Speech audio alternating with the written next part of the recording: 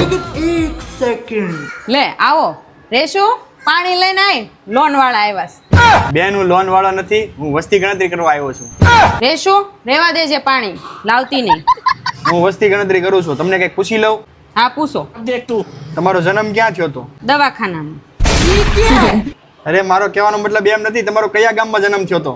મારો ગામમાં જન્મ નહોતો થયો, શહેરમાં છો તો.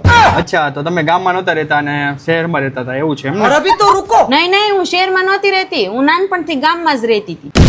તમે હમણાં કીધું ને મારો શહેરમાં જન્મ થયો છે. ના ના એ જન્મ છો ને એ હોસ્પિટલ શહેરમાં હતી. અરે એ બધું મૂકો, તમારા ઘરમાં કેટલા વ્યક્તિ છે? અમારા ઘરમાં 7 વ્યક્તિ છે. અચ્છા, તો હું 7 લખી નાખું છું.